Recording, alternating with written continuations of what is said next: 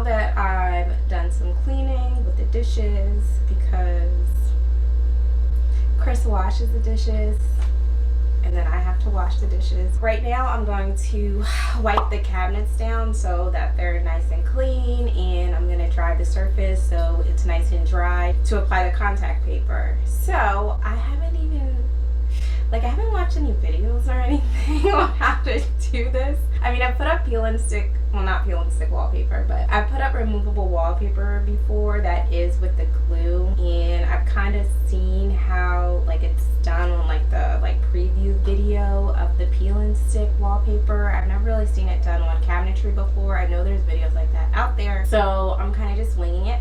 So I think what I'm going to do is I'm going to start off with the doors first, and I'm not going to take them all off at once. I don't really see the need to do that. I haven't decided yet what I'm going to do.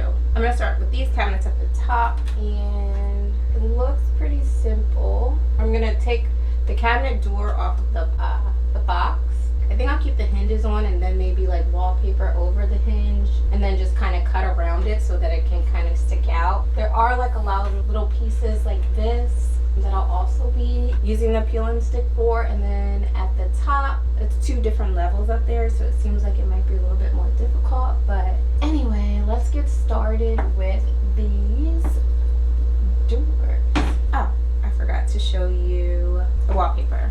So here's the color scheme that we're going with. We're going with white on the upper cabinets. Depending on how much I have this left, I might even use it on the dishwasher, because the stove and the hood are white and the cabinets up top are going to be white, and this is just going to be black and it kind of sticks out. I don't know, I've seen stainless steel peel and stick before too, which actually looks really nice. And then also the refrigerator is white, so I don't know. The walls are also white, so I'm kind of avoiding doing a ton of white. Also for the backsplash, it has a little bit of texture to it, which is not coming until Monday, so can't show you that yet. So anyway, upper cabinets. This is a dark gray for the lower cabinets. I really wanted to do a navy, but then I was like, I don't know, I kind of wanted it to work well all year round. I wanted it to transition from the summer to the fall to the winter. So I wanted to go with a dark gray as opposed to navy. Gray is such a common color, so we're gonna go with that. And then also I made sure to get for the cabinets, this is 24 inches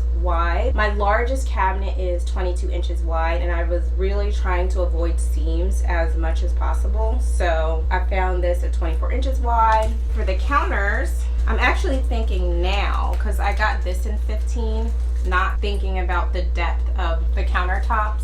I mean, this is going to have a seam, but it's going to be in the back, I think, which is fine. Yeah, that's fine. So this is a faux marble, and it's a dark gray color. And the print is a little crazy. Not crazy, but it's a little busy, but I was like, hey, why not? Let's go for it. There's a lot of white in here, so I figured a little pattern might not be so bad. I keep delaying starting. I'm procrastinating.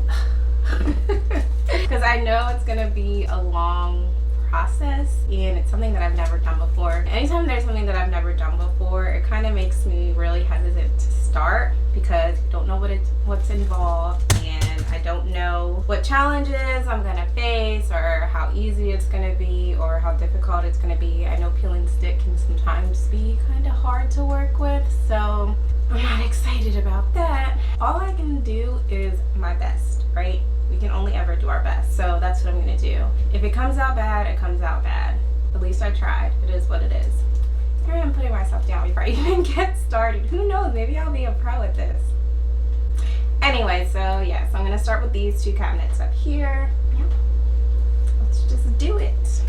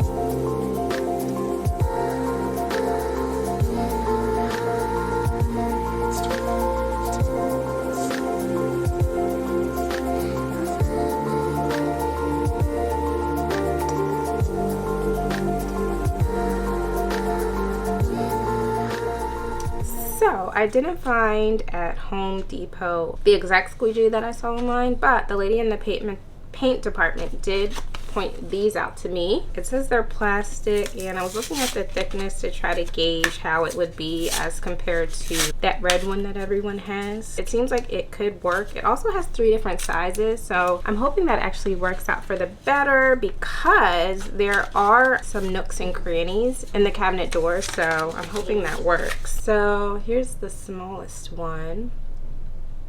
They seem like they could actually work. It does have like a little, I don't know if you can see that. It's got like a little downward slant to it. And it does have like the edge so that it can just smooth right out. It's time to do our first cabinet and our first test. See how this thing works out.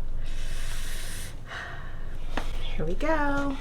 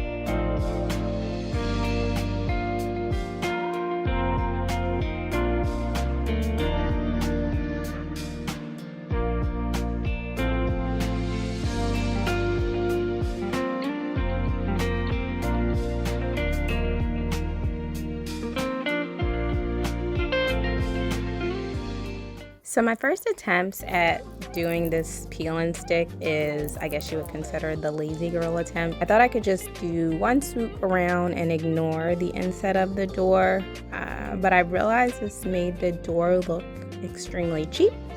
So I decided to work in pieces. I cut 6-inch strips for all the sides of the cabinet and then measured the length of the inset to create the larger pieces for the front and the back of the door. And as I was going along, trying different methods, I realized that this method proved to be the most efficient as well as effective, and it gave the best overall quality appearance. The thing that I really liked about this peel and stick sticky paper was that it was really easy to readjust it. So it was pretty forgiving in that aspect. Whenever I needed to adjust it, I would just peel it off again and then re-stick it, and it was still pretty sticky, which was extremely helpful when you're working with a product that you're not really familiar with or that you've never really used in this regards before. So I would definitely say that so far I'm really happy with the quality of this product.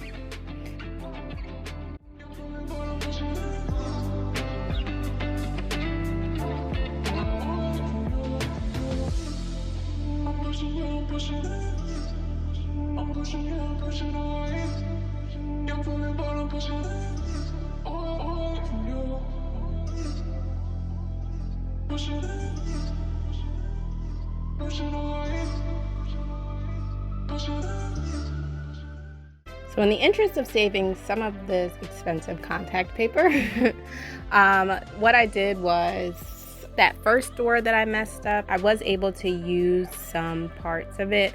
So I basically just cut the inset of it, and I just left that sticking to the front of the door. It also helped as far as saving time, so I could wait until I received more contact paper in the mail.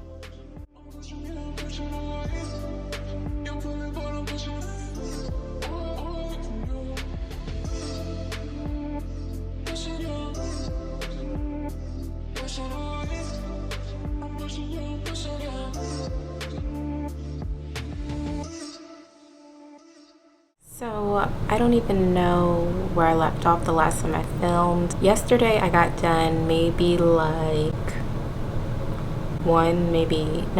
I got done 2 cabinet fronts, or like the entire cabinet. And that basically took me all day, between going to Home Depot, coming back, and between feeding the baby, trying to feed myself. There's just a lot going on. Also, it's been a process just trying to figure out how exactly to do this. Like I said, I didn't really watch any videos. Last night I did look at a Pinterest post on how to do the corners of the cabinet drawers or the cabinet fronts, and I attempted that method this morning, but didn't work out so well. Anyway, so I've officially run out of the white contact paper. I'm gonna have to order another roll because I still have to do, I'll show you in a second how many of the doors I actually did, but I still have to finish the rest of the doors for the top as well as do the actual cabinet box. Today's been a much faster process. I had my mid-project breakdown this morning, and let's be honest, we have a pre-project breakdown, a mid-project breakdown, and then possibly a second breakdown when you realize things are not going the way that you wanted them to go. However, you're just going to keep pushing through because you got to get this done. So that's where we're at right now. I mean, it's not perfect, the doors, but they're passable. They're passable. So they're going to be good enough. It's a very bright white color, but I did notice that they look really nice when the lights are turned off. So that's an added bonus. They almost have like a slight glow to them. Anyways, so I still do have the gray contact papers. I'm gonna start on the bottom drawers and the bottom doors. I'm thinking, because there's not as much of the bottom cabinetry as there is for the top, I'm hoping just one roll will do it. So I'm gonna get started on that now, see how far I can get before the baby wakes up and it's time for her to eat again. Yeah, I don't know how far I'll get in this video, if I'll actually get done everything I wanted to do. I might have to split this into 2 videos. Maybe I can do like a Thursday and a Sunday, or Thursday and a Tuesday or something. I don't know. I'll figure that out. But anyway, see how much further I can get.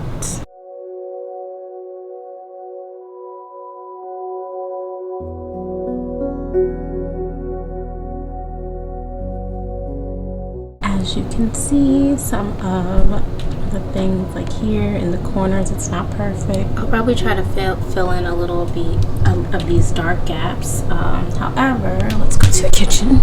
Like from a distance, right? Yeah, not too bad. So I'm excited to see what that's gonna look like. Those are the 2 drawers that go here. So this is how many I got done.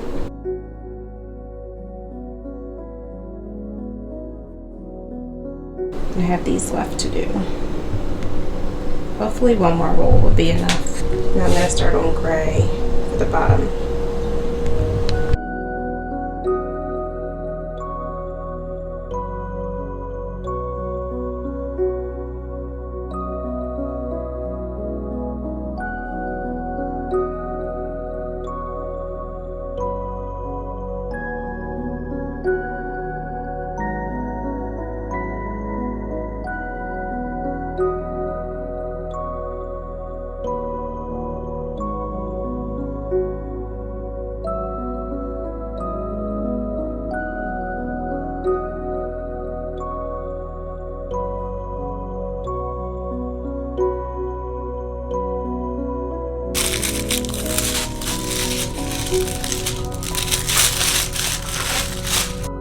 So these projects typically take me a little bit longer than someone would normally because 1, I have a full-time job, and 2, I have a full-time baby.